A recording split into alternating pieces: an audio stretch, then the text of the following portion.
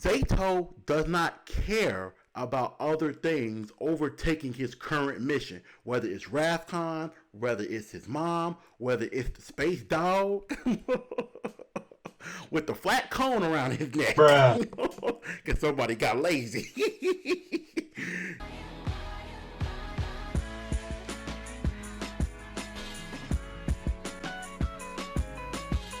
What's good, Digital Trap Squad? It's your boy Marcus Digital. Alright, y'all, look.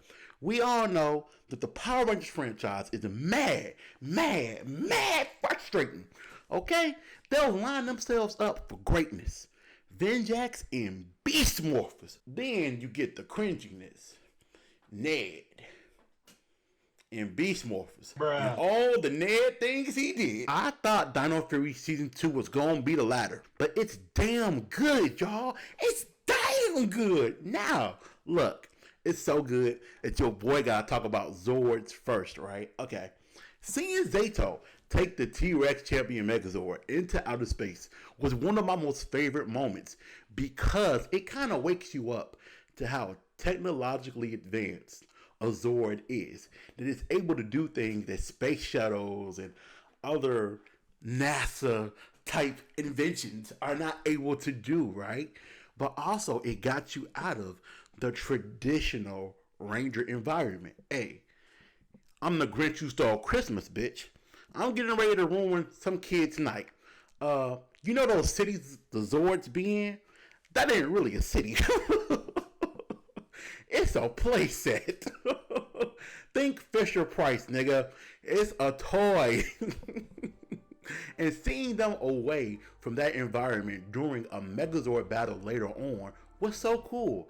It reminded me of that one fight from Lightspeed Rescue where they fought on the moon. Now that was in the year 2000. Did it look good? No. Hell no. It looks like something from Power Bangers. You know what? I take that back. Power Bangers looks better than this. And you watch Power Bangers for everything but the special effects. Google is your friend. It is your best fucking friend. And staying on the topic of Zords, right? Seeing somebody find the Petra Freeze Megazord and just kind of chill with it as a chain on their neck was so fucking cool. Because it shows that not everybody in the world who's a scientist or a ranger or a villain is going to come across these things. Other members of society are just going to walk around one day and be like, oh, look what I got. And they're not going to want to do anything bad. They're not trying to stomp out anybody's house. They're not trying to give a life lesson. They just want to wear the shit. They just want to keep it as jewelry, as a souvenir, as a conversational piece, you dig? And that was nice because that's an unexpected real world wrinkle. Yeah, you like that, huh? That's good shit. Good shit, man. Another positive from season 2 is Zato, bruh. Look, going back to season 1, when the first 2 episodes premiered, I loved when he came out the stasis pod, the way he carried himself. And then from there was a lot of inconsistency with the character in terms of how he carried himself, the self-depriving humor. I was not feeling that. They put the Nickelodeon slime on him and didn't clean it up. I hated that. But now in season 2, he's much more stoic again. The way he reacts to Void Knight trying to help the Ranger team was right on point. He was asking all the appropriate questions. And my mans does not let Rathcon and the things that happened to him in the past distract him from his current goals. Yo, my man's is an after school program. He's positive for the kitty bops. I swear to God, if you go back to Power Rangers in Space, hot take time. Andros was on demon time. Andros would lead the fucking Astro Mega ship to go look for Chrome in the middle of the night. That motherfucker would have battles in the alley with Ecliptor. He didn't give a fuck. He was gonna look for what the fuck he had to look for, whether you were with him or not, right? Zato does not care about other things overtaking his current mission, whether it's Rathcon, whether it's his mom, whether it's the space dog with the flat cone around his neck because somebody got lazy. Their command center, their hideout, their base, bruh, it is leaps and bounds above where it was in the previous season. And also other seasons of Power Rangers, right? When you look at other ones, when they have their hideout, it be some treehouse type shit. It be some a fort you make with covers type shit. They're doing all of this little cringy first grade type stuff. Somebody got IBS in this motherfucker. Man, What's up? I gotta take a shit. Oh man, just when I had my batutas. Hey, Norman! I gotta take a crap! Why'd I say that? I don't know, but Google is your friend on that one too. Long story short, the bases were awful, but this season they have like some Stark Industries type technology that's coming up off of the ground. They're analyzing planets, analyzing monsters. The information they're getting, not only from Solon, but also from doing their own research, is so nice to see, because it shows that this team of Rangers is learning. They're adapting, right? They're not behind anymore. They've caught up to where Boy Knight and some of these other monsters are with their thinking and their way of going about things. That was very nice to see, even to the point where they're looking up the weaponry from past Ranger teams, right? Seeing different cycles, seeing Tori with her sonic fin was a nice touch, bro. I love Ninja Storm. Underrated. I love that shit. That's the perfect segue into the negatives. Speaking of previous Ranger teams, speaking of cycles, oh God, we got the Dino Fury cycle coming on into the season. Oh God, that makes me just cringe thinking about that shit. Thank God nobody saw me watching that the other day.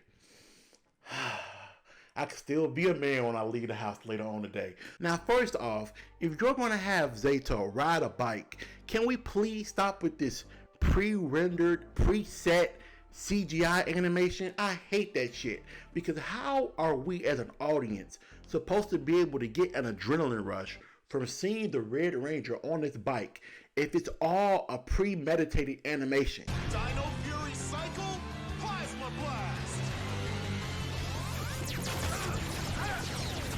Huh? Bro, that shit was whack. It is so lazy when you see that. I can't attach to that because I already know how it begins and how it ends. I hate that fucking shit. But even deeper, you can tell that after episode 2, it really didn't serve a purpose again. And it was there to sell toys, to make sure they can dig in the parents' pockets for the holidays. Is a holiday coming up? Yeah, tax season, motherfucker. That's a holiday. You understand me? That is a holiday. Hide the money, y'all. There's poor people around. Void Knight is once and again being let down by the writers. And this is why I say it's a negative for me. Void Knight has now been, and I believe, 31 episodes of Dino Fury. We don't know shit about his backstory. Now I know Simon Bennett apparently said on Twitter that Void Knight and Centura's backstory was going to be explained later on in the season. Well, guess what, motherfucker? It didn't happen in the first 11 episodes, so I'm angry. You're supposed to feel sympathetic for him and everything he's going through, but you don't know his story. You're just assuming that Void Knight was a good guy before. You're just assuming that Void Knight dressed better on a different planet. Because that motherfucker needs a black shirt and then he'll look like Edward Scissorhands. He got the drip. I don't know what the fuck was that he was wearing, but I can't really relate or feel bad for an incomplete story. Come on, bruh. He's been around too long not to have a complete story now. And the last negative I want to get into has nothing to do with the actual story of Dino Fury Season 2. Nothing to do with Sentai footage from Ryu Soger or any other characters. It's the fact that it's on Netflix. As much as I love Netflix and appreciate the platform, Dino Fury Season 2 is going to die such a quick death because the episodes are dropped in huge batches. So people are going to talk about Dino Fury Season 2 for the next couple of weeks, and that's going to be a wrap. Conversation is going to move on too quickly because all the episodes got dumped at one time like that. It's ridiculous, bruh. I'm much more of a fan of HBO Max, where they have weekly episodes. Disney Plus, weekly episodes. That allows for conversation of content creators, of fans, media, to be able to promote the show and grow every single week. You can build a better audience by letting things go week by week instead of just releasing it in one big batch. But you know what? The sooner the better. Because if we can get to that fucking reboot, hey, I'm going to be a happy man. I might have to dance like Ned and Beast Morphers.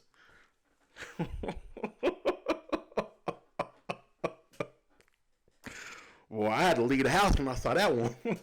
Like, okay, that's enough Power Rangers for this week. That was tough. That was tough. I understand.